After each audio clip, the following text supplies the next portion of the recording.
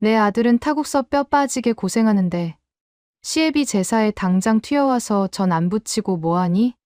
바람나서 이혼한 지 석 달인데 상간녀 집에 숨어든 아들을 미국 출장 갔다고 믿는 시어머니의 호통에 피가 거꾸로 솟더군요. 결국 그놈 카드로 300만 원짜리 제사상 긁어 상간녀 집으로 들이닥친 제 우아한 복수극. 지금 공개합니다. 오늘의 사연 시작합니다.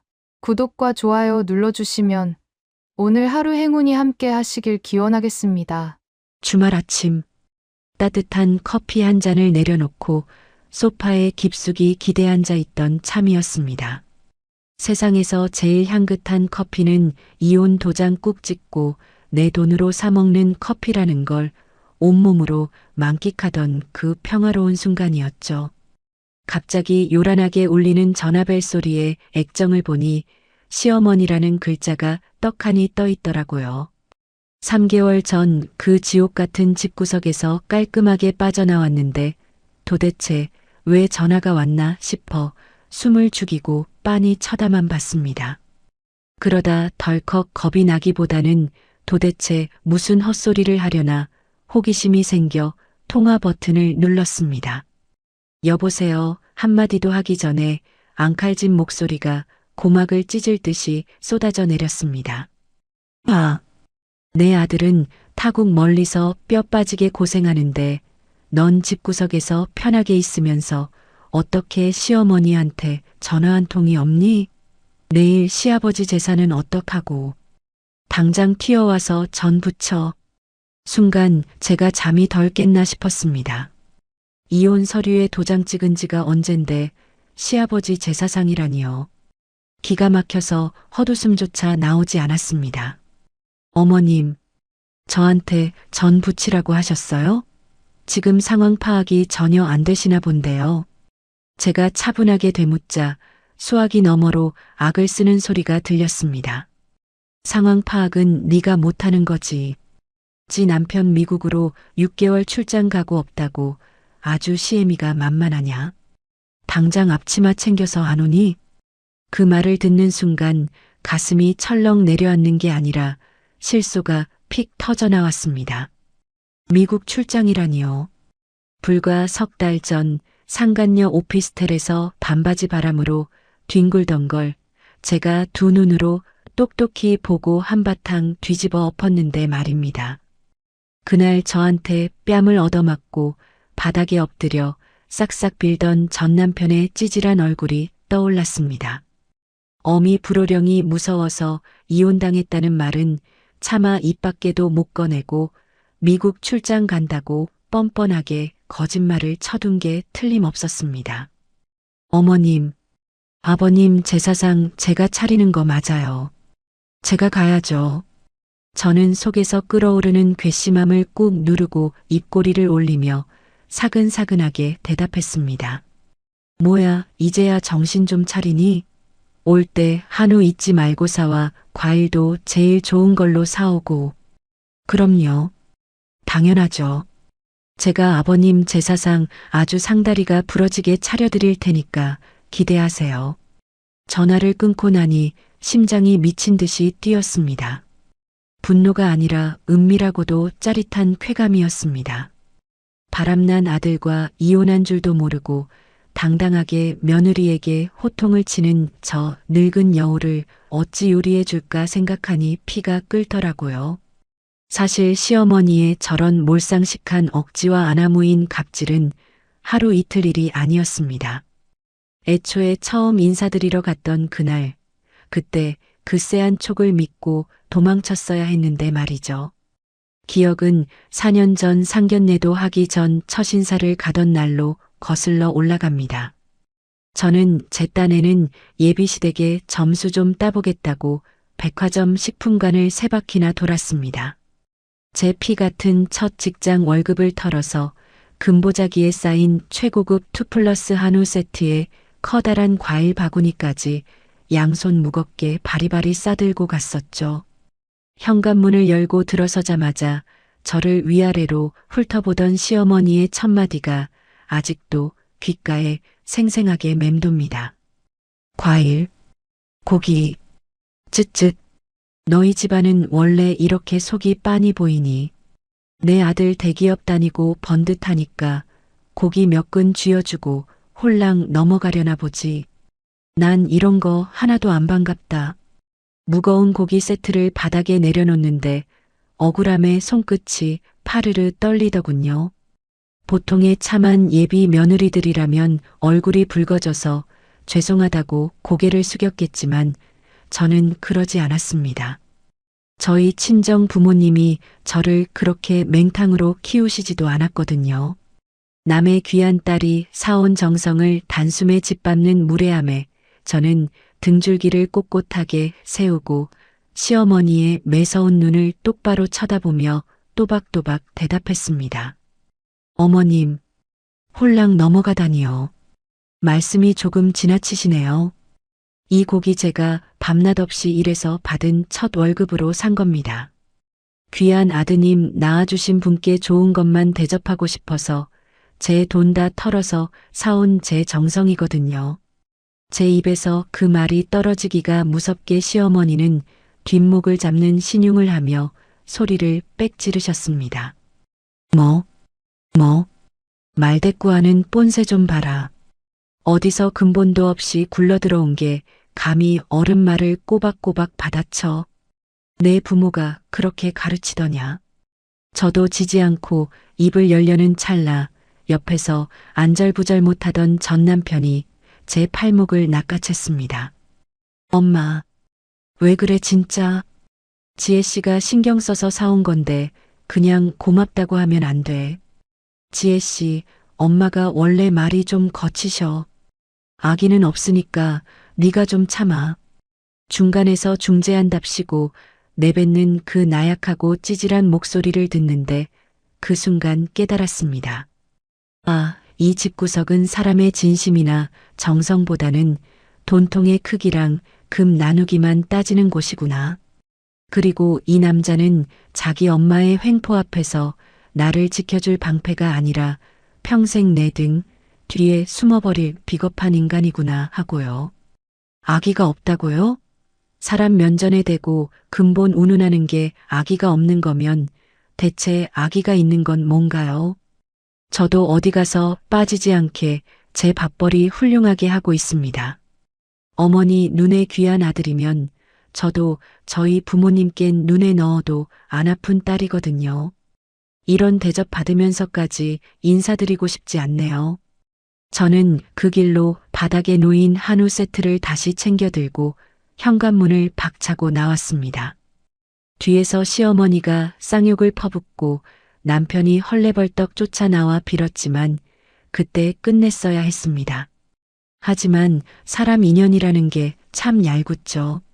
남편이 저희 집 앞까지 찾아와 무릎을 꿇고 울고불고 매달리는 바람에 넘어갔던 게 제 인생 최대의 실수였습니다. 그깟 고기 몇 근으로 시작된 멸시가 훗날 제 인생을 송두리째 흔들어 놓을 피 말리는 전쟁의 서막릴 줄은 꿈에도 몰랐으니까요. 다시 현실로 돌아와 식어버린 커피를 단숨에 들이켰습니다. 지난 3년간 겪었던 시어머니의 숨막히는 시집살이와 남편의 지독한 바람기가 파노라마처럼 스쳐 지나갔습니다. 이혼 도장을 찍을 때만 해도 그 지긋지긋한 인간들을 내 인생에서 영영 치워버렸다고 생각했습니다. 그런데 내 발로 걸어나간 지옥에서 스스로 문을 열어달라고 제 발로 찾아오다니.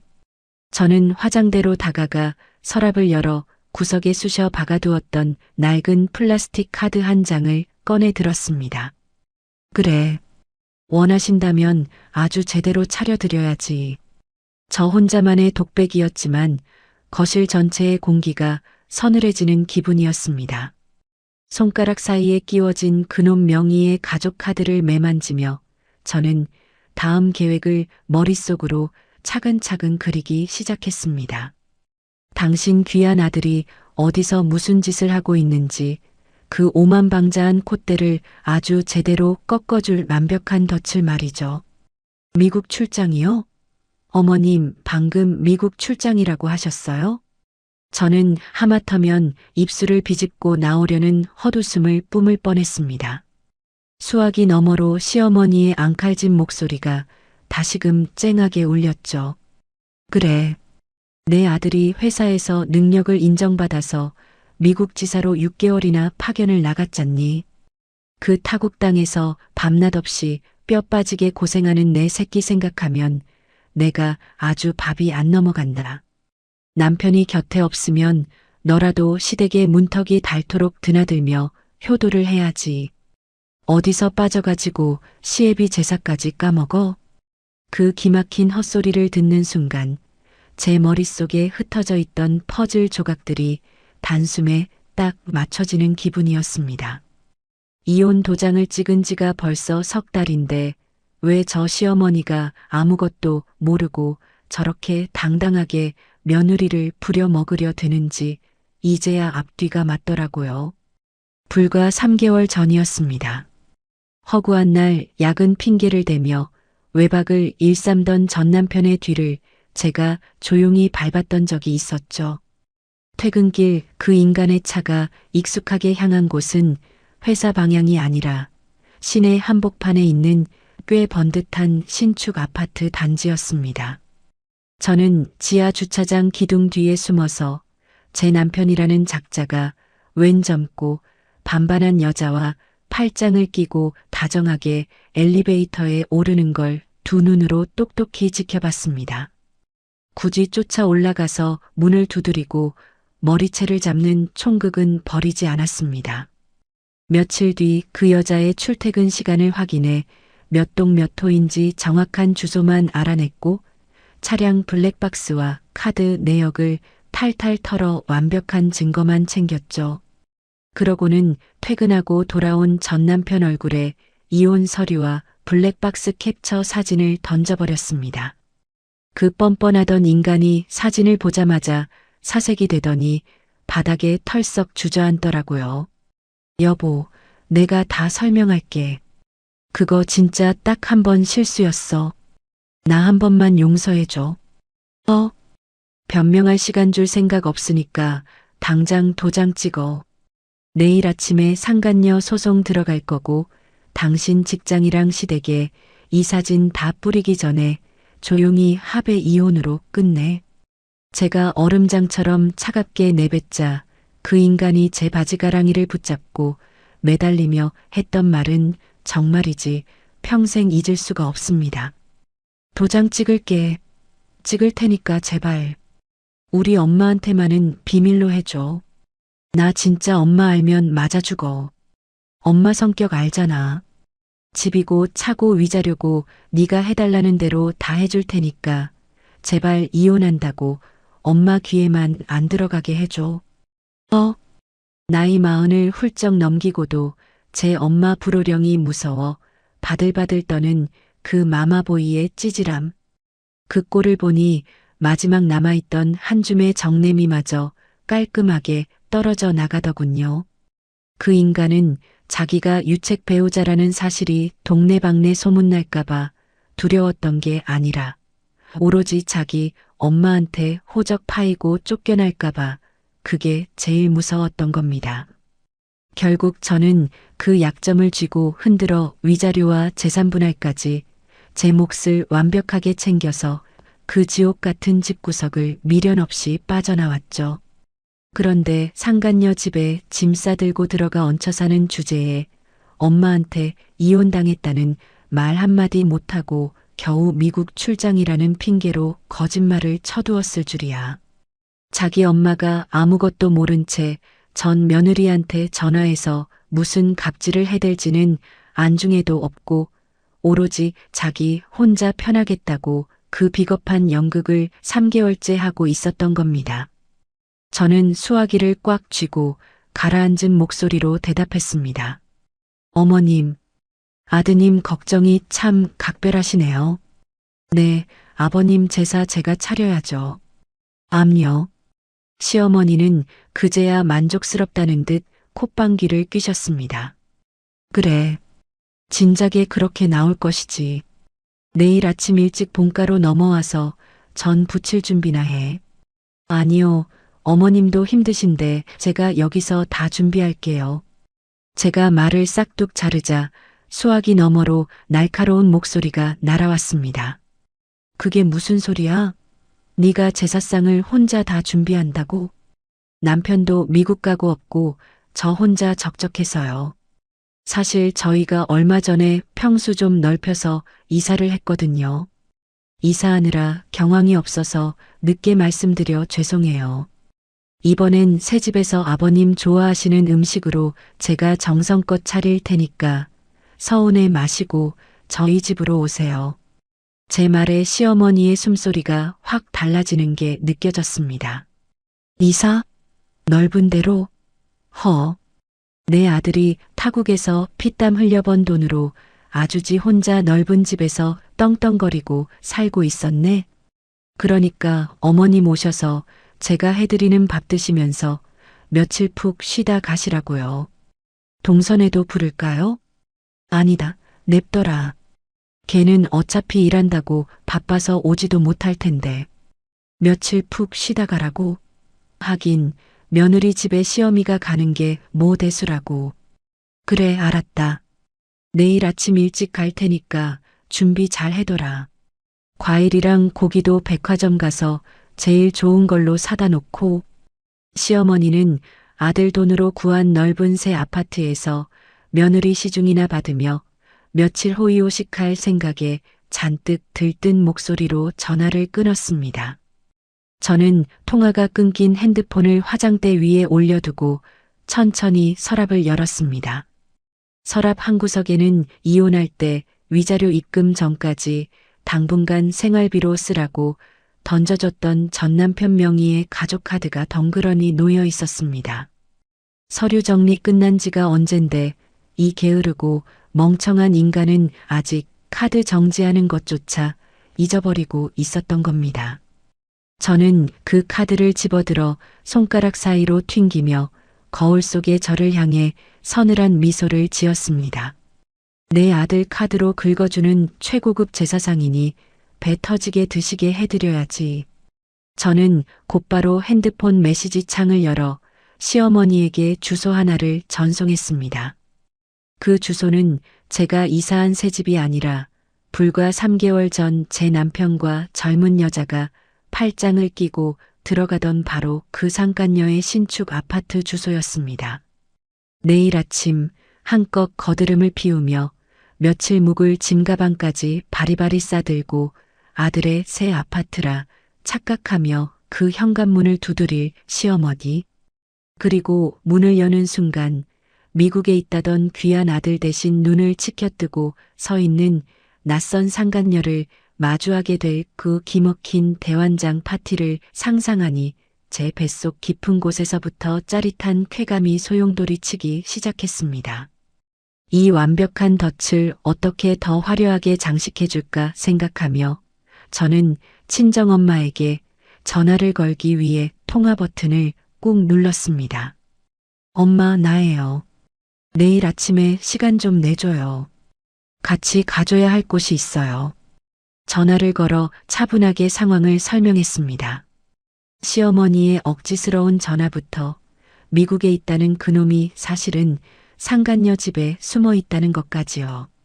수화기 너머로 한참 동안 엄마의 낮은 숨소리만 들려왔습니다. 잘 생각했다.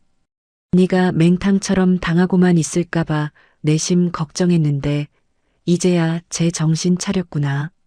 그 집구석 귀신 송별에 내 손 더럽히지 말고 이 엄마랑 같이 끝내자. 내일 정갈하게 차려입고 기다리마. 엄마의 목소리는 떨림 하나 없이 서늘했습니다. 그 단호함이 오히려 제게는 가장 큰 위로가 되더군요. 전화를 끊은 뒤 저는 곧바로 최고급 제사 음식 대행업체 번호를 눌렀습니다. 들뜬 기색 없이 아주 사무적인 목소리로 주문을 시작했습니다. 네, 내일 제사 음식 예약입니다. 금액은 상관없으니 재료만큼은 최상급으로 준비해 주세요. 푸짐하게요. 업체 직원은 제 단호한 태도에 조금 당황한 듯 조심스럽게 되물었습니다. 고객님, 저희 VIP 세트가 150만 원인데 여기서 더 추가를 원하시는 건가요? 네. 갈비찜은 2 플러스 한우로만 채우시고 저는 자연산 송이 듬뿍 넣어서 부쳐주세요. 활전복도 제일 큰 놈들로만 선별하시고요. 과일 하나까지 백화점 특상급 아니면 안 받습니다. 재료비 아끼지 마세요. 그렇게 하시면 대략 300만 원 정도는 잡으셔야 합니다. 네. 결제는 내일 아침 지정한 아파트 지하 주차장에서 카드 결제로 진행하겠습니다. 단말기 꼭 지참하시고 시간 맞춰 오세요. 업체 직원에게 주소를 찍어주고 전화를 끊었습니다. 300만 원. 남의 귀한 딸 피눈물 흘리게 한 그 인간이 제 인생에서 완전히 사라지기 위해 치러야 할 마지막 비용치고는 참 저렴하다는 생각이 들더군요. 그놈이 위자료 핑계로 던져준 카드가 제 손안에서 차갑게 식어 있었습니다. 다음 날 아침 약속 장소인 상간녀의 아파트 지하 주차장에서 엄마를 만났습니다. 엄마는 평소보다 더 정갈하고 세련된 검은 정장 차림이었습니다. 마치 장례식이라도 가는 사람처럼 엄숙하고 기품이 넘쳤죠. 엄마, 오늘 정말 고마워요. 이른 아침부터 고생시켜서 미안하고요. 제 말에 엄마는 제 손을 지그시 맞잡으며 눈을 똑바로 쳐다보셨습니다. 미안할 게 뭐 있니? 지은 죄가 있으면 벌을 받아야 하는 법인데 그 사람들 앞에서는 절대 흔들리지 마라. 너는 아무 잘못 없다. 알겠니? 엄마의 눈빛은 서늘하면서도 깊은 슬픔이 서려 있었습니다. 그때 대형밴 한 대가 주차장으로 들어왔습니다. 깔끔하게 차려입은 대행업체 직원들이 내리더니 고급스럽게 포장된 음식 박스들을 조심스럽게 꺼내놓기 시작했습니다. 고객님, 주문하신 대로 최고급 재료로만 정성껏 준비했습니다. 저희도 이런 상차림은 처음이라 신경을 많이 썼습니다. 고생하셨어요. 여기 카드로 일시불 결제해 주세요. 저는 무표정한 얼굴로 전 남편의 카드를 건넸습니다. 기계가 영수증을 뱉어내는 지지직 소리가 주차장의 정적을 깼습니다. 300만 원 결제 완료. 직원이 영수증을 건네주자 저는 그것을 지갑 깊숙이 집어넣었습니다. 결제됐네요. 이제 가시죠, 엄마. 엄마는 제가 건네준 영수증에 찍힌 금액을 쓱 보시더니 제 어깨를 가볍게 감싸주며 낮게 말씀하셨습니다. 300만 원 결제 문자 찍혔을 텐데 그놈 지금쯤 자다 깨서 가슴이 벌렁벌렁 하겠구나. 박스가 묵직한 게 제대로 차려지긴 했나 보네. 오늘 그 집구석 사람들 이 밥 먹고 체하지나 않을지 모르겠다. 자, 올라가자. 직원들이 카트에 음식 상자들을 싣고 엘리베이터로 향했습니다. 그 뒤를 따르는 저와 엄마의 얼굴에는 미소 한 점 없었습니다. 그저 폭풍이 몰아치기 직전에 고요한 바다처럼 차갑게 가라앉아 있을 뿐이었죠. 엘리베이터가 올라가는 동안 저는 주머니 속에 차가운 카드 한 장을 만지작거렸습니다. 300만 원이라는 숫자를 보고 상간녀와 거실에서 펄펄 뛰고 있을 전 남편, 그리고 며느리의 새집인 줄 알고 짐가방까지 바리바리 싸들고 들이닥친 시어머니를 생각하니 가슴 밑바닥에서 서늘한 기운이 올라왔습니다. 엄마, 나 안 떨려요. 오히려 아주 차분해요. 제 말에 엄마가 제 손을 꼭 쥐어주며 대답하셨습니다. 그래, 그 마음이면 됐다. 우린 그저 주문한 음식을 배달하러 온 사람들일 뿐이야. 지들이 판 무덤에 지들이 들어가는 거니 넌 그저 우아하게 지켜보기만 해라. 허리 꼿꼿이 펴고 띵 마이너스 소리와 함께 엘리베이터 문이 열렸습니다. 복도 끝 상간녀의 집 현관문 쪽에서 벌써부터 시끄러운 고함과 실랑이 소리가 복도를 타고 넘어오고 있었습니다. 저는 차가운 공기를 깊게 들이마시고 직원들에게 눈짓했습니다. 비키세요. 아버님 제사상 들어갑니다. 저는 감정 없는 목소리로 하지만 복도 전체에 울려 퍼질 만큼 명확하게 외쳤습니다. 이제 이 끔찍한 연극의 마지막 막을 내릴 순간이었습니다. 어머, 기사님. 여기동 호수 다시 한번 확인해 주세요. 아파트가 워낙 크고 좋아서 헷갈리네. 제삿날 당일 오전 상간녀의 아파트 정문 앞에서 시어머니는 택시기사에게 들으라는 듯 큰 소리로 거드름을 피웠을 겁니다. 며칠 편히 쉬다 가라는 제 말에 속아 넘어간 시어머니는 아마 어젯밤부터 잠도 설쳐가며 짐을 쌌겠죠. 아들이 미국에서 돈을 쓸어 담아 이런 으리으리한 신축 브랜드 아파트로 이사를 했다고 굳게 믿고 있었을 테니까요. 평소 백화점 특급 한우 아니면 고기 취급도 안 하던 양반이니 아파트 브랜드 로고를 보며 얼마나 입이 찢어지게 좋아했을지 눈에 선합니다. 시어머니는 택시에서 내리자마자 커다란 여행용 짐가방을 챙겨 들고는 아파트 단지를 눈으로 훑으며 위풍당당하게 걸음을 옮겼습니다. 짐가방 바퀴가 보도블록을 덜덜거리며 훑는 소리가 단지 안에 요란하게 울려 퍼졌겠죠. 그 가방 안에는 며느리 부려먹으며 여왕 대접받을 때 입을 실크 잠옷이며 비싼 영양제 같은 것들이 빼곡하게 들어있었을 겁니다. 그래, 들어갈 때 거실 조망부터 체크해야지. 며느리년이 눈치가 있으면 제일 경치 좋은 방으로 내놨겠지. 시어머니는 콧노래를 흥얼거리며 엘리베이터에 올랐습니다. 며칠간 대접받을 생각에 입꼬리가 귀에 걸린 채로 말이죠. 드디어 목적지층에 도착한 시어머니는 주저없이 상간녀의 집 초인종을 눌렀습니다. 예, 지혜야, 나왔다. 얼른 문 열어라. 안에서 발소리가 들리더니 도어락이 찰칵 열렸습니다. 그런데 문을 연 사람은 앞치마를 두른 며느리가 아니라 왼 젊고 반반한 여자가 눈을 동그랗게 뜨고 서 있었습니다. 누구세요? 사람 잘못 찾아오셨는데요. 상간녀의 쌀쌀맞은 목소리에 시어머니는 당황한 기색이 역력했습니다. 잘못 찾아오긴 뭘 잘못 찾아와. 여기 우리 아들 집인데. 너야말로 누구니? 여기 파출부니? 며느리는 안에서 제사 준비하느라 바쁜 모양이구나. 시어머니가 다짜고짜 가방을 밀어넣으며 안으로 들어가려 하자 상간녀가 기겁하며 팔을 뻗어 막아섰습니다. 무슨 소리예요, 아줌마. 여기 우리 집이라고요. 내가 이사한 지 얼마 안 된 새 집인데 어디서 행패해요. 당장 안 나가요. 이게 어디서 눈을 똑바로 뜨고 대들어. 우리 아들 미국 출장 간 사이에 며느리가 사람을 새로 들였나? 비켜. 내 아들 집인데 내가 왜 못 들어가. 두 여자의 고성이 복도를 타고 울려 퍼지기 시작했습니다. 시어머니는 짐가방을 문틈에 끼워 넣고 힘으로 밀어붙였고 상간녀는 악을 쓰며 문고리를 부여잡았습니다. 그때 거실 소파에서 멍하니 핸드폰을 들여다보고 있던 전 남편이 소란스러운 소리에 현관으로 어슬렁어슬렁 걸어 나왔습니다. 300만 원 결제 문자를 보고 넋이 나가 있던 그 인간의 눈에 현관에서 상간녀와 실랑이를 벌이는 제 엄마의 얼굴이 들어왔습니다.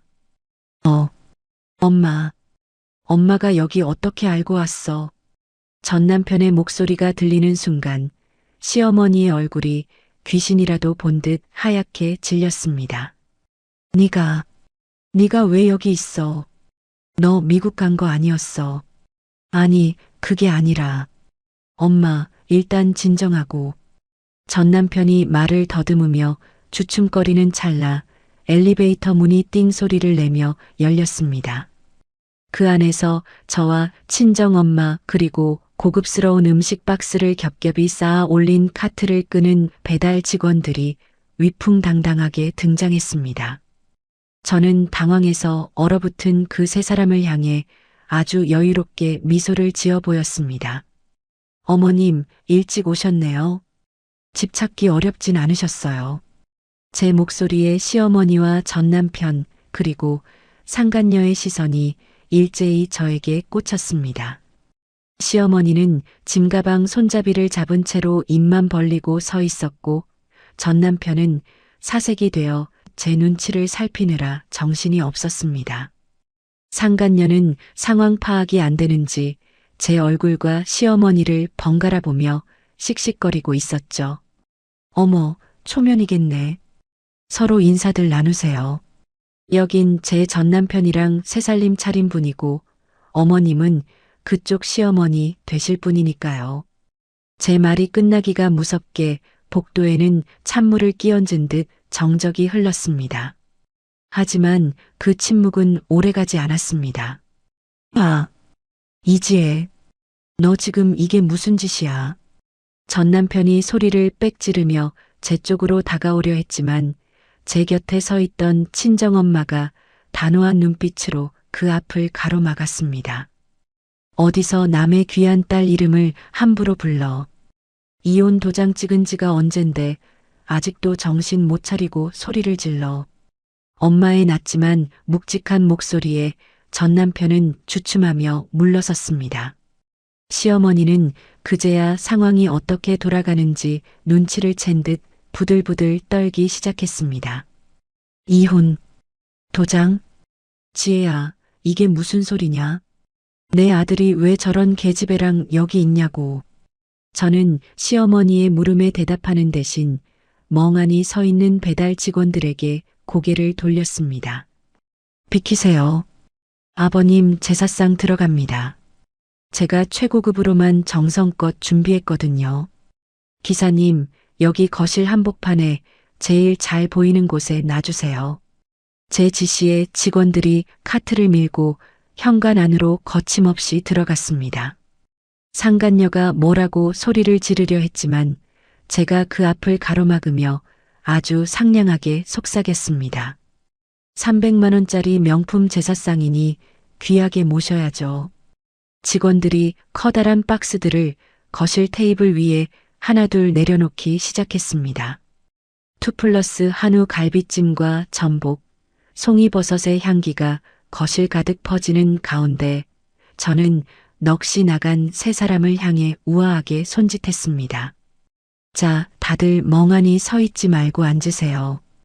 이제부터 진짜 제사가 시작될 거니까요. 이지혜, 네가 감히 여기가 어디라고 나타나? 당장 저 상자들 안 치워? 전 남편이 사색이 된 얼굴로 소리를 질렀지만 제 귀에는 그저 비겁한 짐승의 비명처럼 들릴 뿐이었습니다. 거실 한복판에 떡하니 버티고 선 300만 원짜리 제사 음식 상자들 사이로 상간녀와 시어머니의 날선 시선이 엉켜복도는 그야말로 아수라장이었죠. 너, 저 여우 같은 년이 하는 말이 다 사실이냐? 네가 왜 여기 있어? 미국은 어쩌고? 시어머니는 잡고 있던 짐가방 손잡이가 부들부들 떨릴 정도로 큰 충격을 받은 듯 했습니다. 그 옆에서 상간녀는 이 상황이 도저히 믿기지 않는다는 표정으로 제 전남편의 팔을 낚아채며 악을 썼습니다. 자기야, 이 아줌마 누구야? 그리고 저 여자는 왜 남의 집 거실에 음식을 들이밀어? 당장 경찰 불러. 자기, 오빠, 이것 봐라. 너 지금 내 아들한테 자기라고 했니? 어디서 근본도 모르는 게 감히 내 아들 팔을 잡아. 이거 안 나. 시어머니가 짐가방을 내팽개치고 달려들어 상간녀의 손을 쳐냈습니다. 평소 백화점 VIP라며 교양 있는 척 고개를 뻣뻣이 들고 다니던 그 우아함은 이미 온데간데 없었죠. 아줌마, 당신 미쳤어? 여기가 어디라고 들어와서 행패야. 오빠, 이 아줌마 빨리 안내보내. 상간녀도 만만치 않았습니다. 제 전남편 뒤로 숨기는커녕 오히려 눈을 치켜뜨고 시어머니를 밀쳐냈거든요. 그 사이에서 전남편은 이쪽 저쪽 눈치만 보며 입만 벙긋거리고 있더라고요. 300만 원 결제 문자를 확인했을 때보다 훨씬 더 처참하게 무너진 그 인간의 얼굴을 보니 속이 다 시원했습니다. 어머님, 진정하세요. 아드님이 미국 출장 간 게 아니라 여기 새 집에서 2년이랑 살림 차린 거예요. 저도 3개월 전에 알았을 때 딱 어머님 같은 표정이었거든요. 제가 아주 차분하고 친절하게 상황을 짚어주자 시어머니는 뒷목을 잡으며 거실 소파에 털썩 주저앉았습니다. 3개월? 그럼 너희 둘이 그때 이혼이라도 했다는 거냐? 네, 어머님.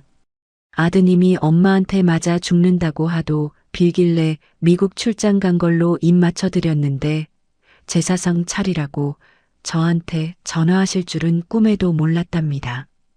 제 말이 끝나기가 무섭게 시어머니의 시선이 다시 상간녀에게로 향했습니다. 이번에는 당혹감이 아니라 시퍼런 분노가 서려 있었죠. 너였니? 내 아들 홀려서 이 사단을 낸 게 너냐고. 내 아들이 어떤 아들인데 너 같은 년 때문에 이혼남 소리를 듣게 만들어. 뭐라고요? 아줌마 말 조심해. 오빠가 먼저 나 좋다고 쫓아다녀서 이 집까지 해준 거고 내가 하도 사정을 해서 불쌍해서 만나준 거다고. 어디서 남의 귀한 딸한테 년년거려. 상간녀의 반격에 시어머니는 기가 막힌 듯 헛웃음을 터뜨렸습니다. 이 집을 내 아들이 해줬다고? 네가 아주 미쳤구나. 내 아들 돈이 어떤 돈인데 너 같은 거한테 집을 해줘. 야, 너 말해봐. 정말 네가 이 집 해준 거야? 시어머니가 전 남편의 멱살을 잡듯 몰아세우자 그 인간은 고개를 푹 숙인 채 기어들어가는 목소리로 중얼거렸습니다. 엄마, 일단 나가서 얘기하자. 응? 제발 좀 가자, 엄마. 가긴 어딜 가. 내 아버님 제삿날인데. 제가 어머님 드시라고 최고급으로만 정성껏 준비했거든요. 300만 원짜리 명품 제사상이니 귀하게 대접받으셔야죠.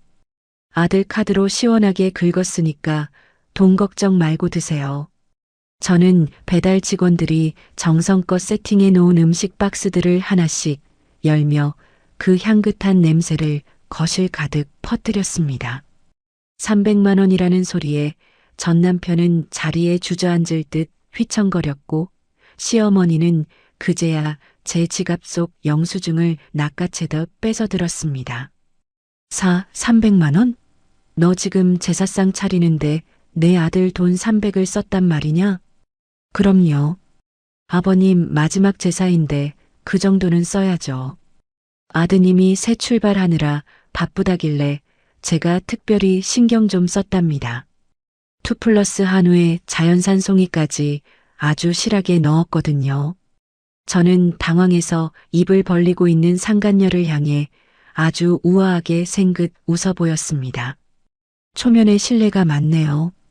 근데 어쩌죠? 오늘이 이 집 주인이신 아버님 기일이라서요. 기왕 이렇게 된 거 새 며느리 될 분이 상 좀 보셔야겠어요. 전 부치는 건 안 시킬 테니까 접시에 예쁘게 담기라도 하세요. 누가 며느리래. 나 이 제사 안 지내. 당장 저 상자들 다 들고 나가. 상간녀가 악을 쓰며 음식 박스를 발로 차려던 순간 뒤에서 조용히 상황을 지켜보던 저희 엄마가 한 걸음 앞으로 나서셨습니다. 어디서 어른들 계신 데서 발길질이야? 배운 게 없으면 눈치라도 있어야지. 이 집, 내 사위가 아니라 내 딸이랑 살 때 모은 돈으로 해준 집인 거 모르는 모양인데. 소장 날아가기 전에 조용히 입 닫고 앉아 있어라. 엄마의 낮고 서늘한 꾸짖음에 상간녀는 멈칫하며 발을 거두었습니다. 그 기세에 눌린 건 시어머니도 마찬가지였죠. 시어머니는 300만 원짜리 영수증을 손에 꼭 쥔 채 아들과 상간녀 그리고 저를 번갈아 보며 사시나무 떨던 몸을 떨었습니다. 이게 다 이게 대체 무슨 망신이야? 내 아들이, 내 귀한 아들이. 망신은 이제 시작이죠, 어머님. 자, 다들 멍하니 서 있지 말고 앉으세요. 이제부터 진짜 제사가 시작될 거니까요. 저는 아주 정중하게 하지만 거부할 수 없는 압박감을 담아 소파를 가리켰습니다. 이제 이 거실은 제삿날의 경건함 대신 추악한 진실이 낱낱이 파헤쳐지는 심판의 장이 될 준비가 끝난 셈이었죠. 자, 기사님들. 이쪽입니다. 거실 한복판에 제일 잘 보이는 곳에 넓게 자리를 잡아주세요. 아주 귀한 분 모시는 상이니까 흠집 안 나게 조심해 주시고요. 제가 앞장서서 거실로 밀고 들어가자 제 뒤로 유니폼을 입은 업체 직원들이 커다란 카트를 밀며 거침없이 들이닥쳤습니다. 현관에서 멱살잡이 직전까지 갔던 세 사람의 시선이 일제히 카트 위로 쏟아졌죠. 2플러스 한우 갈비찜의 진한 육향과 자연산 송이의 은은한 향이 순식간에 거실의 살벌한 공기를 뒤덮었습니다. 야, 너 진짜 미쳤어? 여기가 어디라고 이런 걸 들여와. 당장 안 치워? 기사님들, 이거 당장 밖으로 다 빼세요. 전 남편이 사색이 되어 소리를 질렀지만 배달 직원들은 눈길조차 주지 않았습니다. 이미 300만 원이라는 거금을 결제한 진짜 집주인이 저라고 굳게 믿고 있었으니까요. 기사님, 신경 쓰지 마시고 계속 진행해 주세요. 원래 집안 싸움이라는 게 좀 시끄러운 법이거든요. 여기 소파 앞 테이블에 박스 하나씩 올려주시면 됩니다. 제 말이 떨어지기가 무섭게 직원들이 능숙하게 상자를 개봉하기 시작했습니다. 으리으리한 한지 포장을 벗겨내자 금가루라도 뿌린 듯 번쩍이는 최고급 음식들이 자태를 드러냈습니다. 이게 다 뭐야? 너 지금 내 아들 돈으로 이 난장을 치는 거니? 이 영수증에 찍힌 숫자가 정말 다 사실이야? 시어머니는 여전히 300만 원짜리 영수증을 손에 꼭 쥔 채 제사 음식과 저를 번갈아 보며 부르르 떨었습니다. 저는 아주 우아하게 미소를 지으며 시어머니의 어깨를 가볍게 다독였죠. 어머님, 아버님 마지막 제사인데 그 정도는 써야죠. 아드님이 미국 출장까지 가서 고생하신다는데 제가 아내 노릇 제대로 해야 안 되겠어요? 아드님 카드로 긁었으니까 생색은 아드님이 내는 거예요. 안 그래요, 여보? 제가 전 남편을 향해 여보라는 호칭을 던지자 옆에 서 있던 상간녀의 눈에서 불이 튀었습니다. 누구 보고 여보래? 야, 이 아줌마야. 너 미쳤니? 오빠, 저 여자 왜 저래? 진짜 정신 나간 거 아니냐고. 상간녀가 악을 쓰며 제 팔을 낚아채려 들자 이번엔 저희 엄마가 서늘한 목소리로 쐐기를 박으셨습니다. 손 안 치워? 어디서 배운 것도 없는 게 감히 어른들 대화에 끼어들어.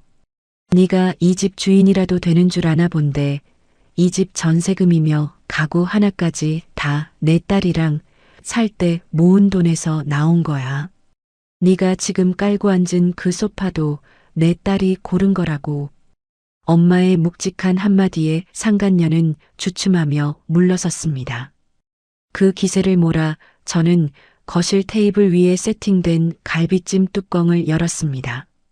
김이 모락모락 나는 고기가 아주 먹음직스러워 보이더라고요. 자, 다들 멍하니 서 있지 말고 이리 와서 앉으세요. 기사님들 수고하셨습니다. 나머지는 제가 정리할게요. 직원들이 인사를 하고 나가자 거실에는 묘한 정적이 흘렀습니다. 저는 마치 제 집인 양부엌으로 가서 접시와 수저를 챙겨왔습니다.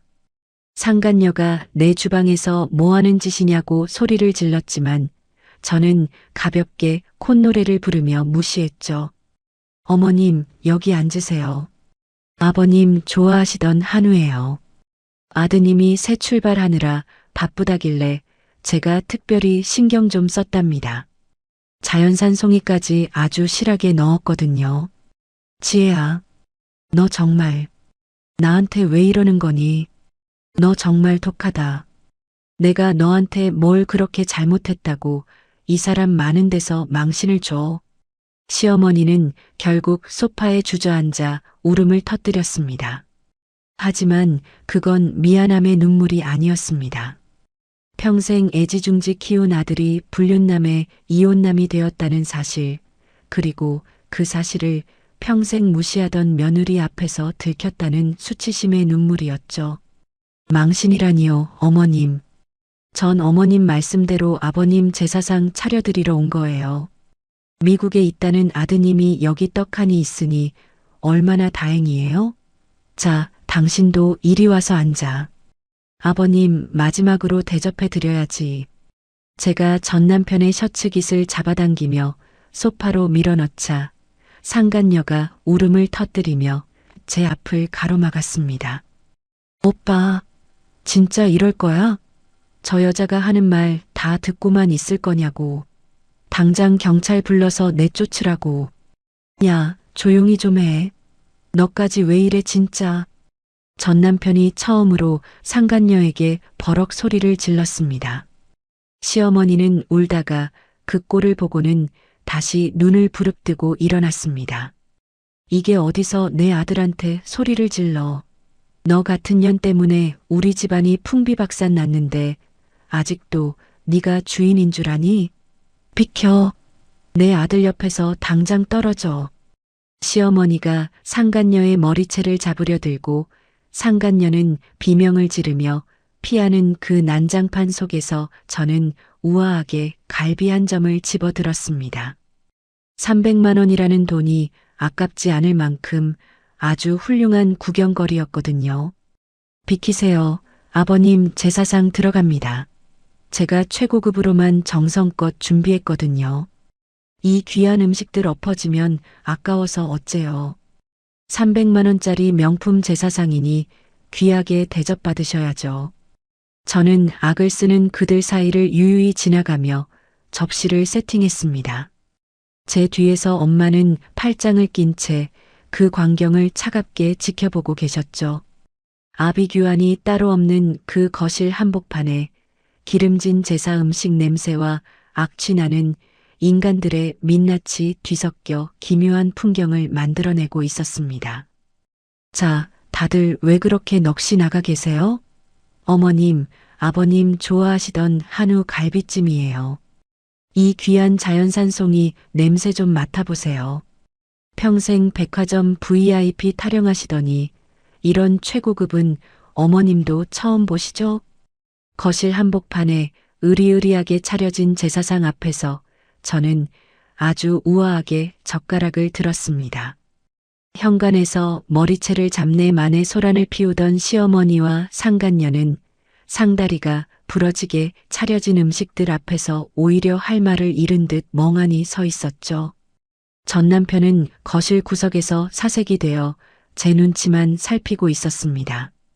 이지혜, 너 정말 이럴 거니? 내 아들 귀한 줄 모르고 이혼까지 해놓고 이제 와서 이 난장을 쳐서 우리 아들 앞길을 막아? 네가 그러고도 사람이야? 시어머니가 바들바들 떨리는 손으로 저를 가리키며 악을 썼습니다. 하지만 그 목소리엔 예전 같은 힘이 없었죠. 300만 원이라는 숫자가 찍힌 영수증이 시어머니의 손안에서 구겨지고 있었습니다.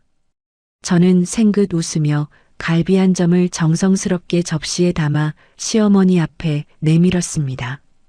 어머님, 제가 아버님 제사 지극정성으로 차려드린다고 약속했잖아요. 아드님이 미국 출장까지 가서 고생한다는데 제가 이 정도는 해야 효부 소리 듣지 않겠어요? 아, 참. 옆에 계신 분도 이제 식구 되실 분인데 인사 제대로 나누셔야죠. 초면에 인상이 너무 험악하시네요. 상간녀가 기가 막힌다는 듯 제 손에 든 접시를 확 쳐냈습니다. 갈비 한 점이 거실 바닥으로 툭 떨어졌지만 저는 눈썹 하나 까닥하지 않았습니다. 이 아줌마가 진짜 노망이 났나? 야, 너 당장 안 나가? 경찰 부르기 전에 꺼지라고. 상간녀의 상스러운 고함에 저희 엄마가 찻잔을 내려놓으며 차갑게 입을 여셨습니다. 입 조심해라.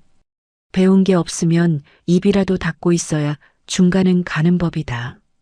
내 딸이 이혼 도장 찍어줬다고 아주 기가 살았나 본데 네가 지금 딛고 서 있는 그 거실 바닥도 내 딸이 피땀 흘려번 돈으로 해준 집이다. 어디서 주인 행세야? 엄마의 묵직한 한마디에 거실은 순식간에 찬물을 끼얹은 듯 조용해졌습니다. 시어머니는 그제야 상황이 어떻게 돌아가는지 깨달은 듯 옆에 서 있던 아들의 멱살을 잡고 흔들었습니다. 너 정말 이 집이 지의 돈으로 해준 집이야? 네가 미국 간다고 뻥치고 여기 숨어 지낸 거냐고. 엄마, 그게 아니라 나중에 설명할게. 이지혜, 너 그만해. 엄마 모시고 일단 나가줘. 응? 전 남편이 제 팔을 붙잡으며 애처롭게 매달렸습니다. 상간녀 앞에서 자존심이고 뭐고 다 내팽개치고 비는 그 찌질한 꼴이란.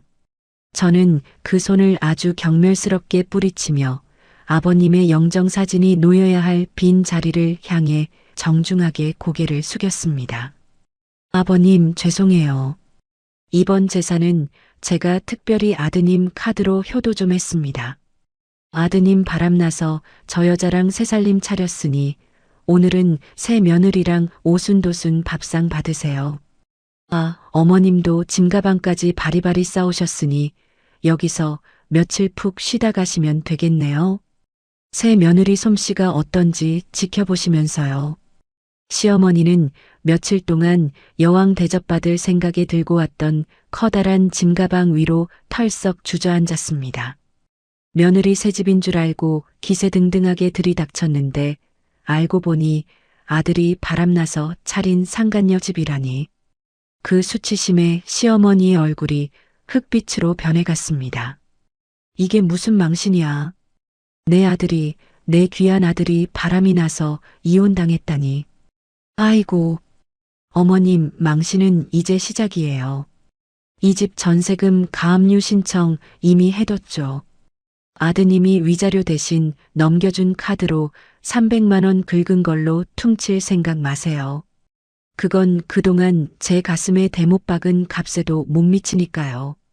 제가 아주 차갑고 명확하게 팩트를 꽂아 넣자 전 남편은 자리에 주저앉아 머리를 감싸쥐었습니다. 상간녀는 집을 뺀다고? 오빠, 이게 무슨 소리야? 하며 다시 전 남편에게 달려들어 악을 쓰기 시작했죠. 그 아수라장 속에서 저희 엄마가 자리에서 일어나 제 어깨를 감싸 안으셨습니다. 300만 원 결제 문자 찍혔을 때부터 내 가슴은 이미 벌렁거렸겠지. 찌질한 게 불쌍해서 내 딸이 아들 카드로 차려준 마지막 적선이니까 셋이서 오순도순 뼈다귀까지 하차드시게. 그동안 내 귀한 딸 부려먹고 피눈물 흘리게 한 대가치고는 아주 훌륭한 만찬 아니겠니? 엄마는 시어머니의 발치에 구겨진 영수증을 툭 던지셨습니다. 시어머니는 통곡을 하려다 엄마의 서늘한 기세에 눌려 입만 뻥긋거리고 있었죠. 가자, 지혜야. 여기 공기가 너무 탁해서 숨을 못 쉬겠구나. 쓰레기들은 지들끼리 치우라고 내버려 두고. 저는 마지막으로 거실을 한번 훑어봤습니다. 300만 원짜리 명품 제사상과 그 주변에서 서로를 물고 뜯으며 괴성을 지르는 세 사람. 그 지옥 같은 풍경을 뒤로하고 저는 아주 우아하고 가벼운 발걸음으로 현관을 향해 돌아섰습니다. 어머님, 아버님 제사 잘 모시고 며칠 푹 쉬다 가세요. 아, 카드 한도 초과 안 되게 조심하시고요.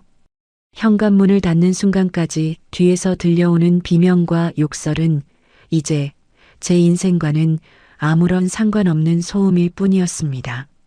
3년 동안 묵은 체증이 단번에 내려가는 아주 차갑고도 완벽한 사이다 같은 순간이었죠.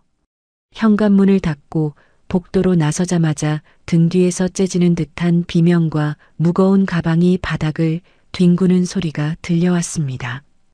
오빠, 이게 다 어떻게 된 거야? 이 망할려나, 내 아들한테서 당장 떨어져. 하는 소리들이 문틈 사이로 새어나왔지만 저는 더 이상 고개를 돌리지 않았습니다. 3년 동안 제 영혼을 갉아먹던 그 지독한 소음들이 이제는 남의 집게 짖는 소리보다도 멀게 느껴지더라고요. 가자, 지혜야. 뒤돌아볼 거 없다. 옆에 서 계시던 엄마가 제 손을 꼭 쥐어주셨습니다. 엘리베이터 숫자가 1층을 향해 내려가는 동안 저는 거울 속에 비친 제 얼굴을 가만히 들여다봤습니다.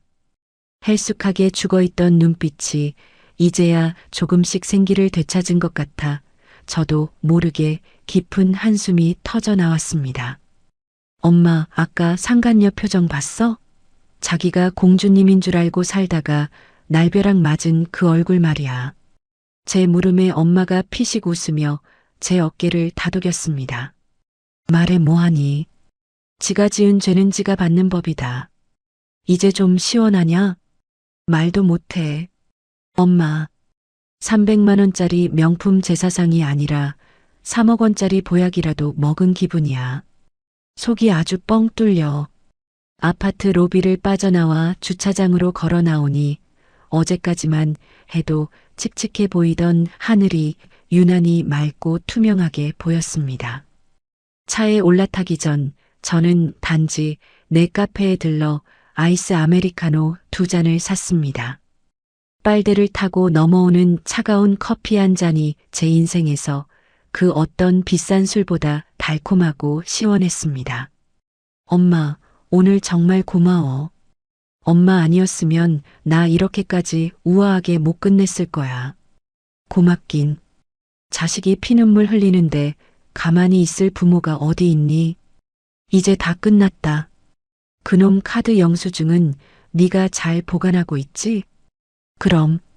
내 가슴에 박힌 대못 뽑아낸 영수증인데 소중히 간직해야지. 그 인간 이번 달 카드 고지서 날아오면 아마 피눈물 좀 흘릴 거야. 차를 몰아 단지를 빠져나오며 백미러로 멀어지는 아파트를 힐끗 봤습니다. 그곳에선 지금쯤 300만 원어치의 기름진 제사 음식들이 거실 바닥을 굴러다니고 있겠죠. 나중에 전해 듣기로는 그날 이후로 그 집구석은 정말 볼만했다고 하더라고요. 그놈은 이혼할 때 위자료 핑계로 던져줬던 카드가 300만 원이나 긁힌 걸 확인하고는 상간녀 앞에서 길길이 뛰었다고 합니다. 돈이 없어서 상간녀한테 얹혀 사는 주제에 그 큰 돈을 제사상에 썼으니 상간녀 입장에서는 얼마나 기가 찼겠어요. 결국 둘은 그 제사상을 앞에 두고 며칠을 피 터지게 싸우다가 상간녀가 집 보증금 빼서 야반도주를 해버렸답니다. 시어머니는 또 어땠게요? 며느리 새집인 줄 알고 짐가방까지 바리바리 싸들고 갔다가 상간녀한테 머리채를 잡혔으니 그 자존심 강한 양반이 제정신이었겠습니까? 아들은 돈 한 푼 없는 이혼남이 됐지. 며느리는 이미 남이 됐지. 결국 화병으로 알아누워서는 지금까지도 저만 보면 독한 년이라며 악담을 퍼붓는다는데 그게 저한테는 최고의 칭찬처럼 들리네요. 한 달 뒤 저는 친정 부모님이 가꾸시는 소박한 주말 농장에 내려갔습니다. 흙 묻은 장화를 신고 상추며 고추를 따는 엄마 옆에서 저도 바구니 하나를 들고 쭈그려 앉았죠. 지혜야, 고추 딴 거 이리 줘봐라. 저녁에 된장찌개 끓여서 맛있게 먹자. 응, 엄마. 나 오늘 상추 많이 땄어. 아빠가 좋아하시는 겉절이도 해야겠다. 시댁 식구들 비위 맞추느라 전전긍긍하며 보냈던 주말이 아니라 내 소중한 가족을 위해 땀 흘리는 이 시간이 얼마나 귀한지 이제야 알 것 같았습니다. 흙냄새 섞인 바람이 뺨을 스치는데 문득 그런 생각이 들더라고요. 엄마, 나 이혼하기 정말 잘한 것 같아. 그때 그 지옥에서 안 나왔으면 난 지금쯤 시어머니 구박받으면서 또 전 부치고 있었을 거 아냐. 제 말에 엄마가 흙 묻은 손으로 제 등을 툭 치며 말씀하셨습니다. 그래. 썩은 동아줄은 빨리 놓을수록 내 손바닥이 덜 아픈 법이야. 그걸 끝까지 붙들고 있어 봐야 손만 다치지. 내 인생이 얼마나 귀한데 그딴 인간들 때문에 허비하니. 맞아. 내 인생은 생각보다 훨씬 귀한데 말이지. 나 이제 정말 행복해, 엄마. 저는 바구니 가득 담긴 상추를 보며 환하게 웃었습니다. 300만 원이라는 돈으로 저는 제 인생의 악령들을 완벽하게 쫓아냈습니다. 비싼 수업료였다고 생각하려고요. 덕분에 관계를 정리하는 법을 배웠고 무엇보다 나 자신을 사랑하는 법을 다시 깨달았으니까요. 지금 혹시 누군가 때문에 잠 못 이루고 가슴앓이 하시는 분들이 계신가요? 나를 갉아먹는 관계가 있다면 과감하게 잘라내세요. 처음엔 손바닥이 좀 아프고 쓰릴지 몰라도 그 줄을 놓아야 비로소 새로운 시작을 할 수 있습니다. 제 이번 인생 이야기는 여기서 끝이지만 저희 진짜 인생은 이제 막 막을 올렸답니다. 여러분도 여러분만의 행복한 극장을 만들어 가시길 바랍니다.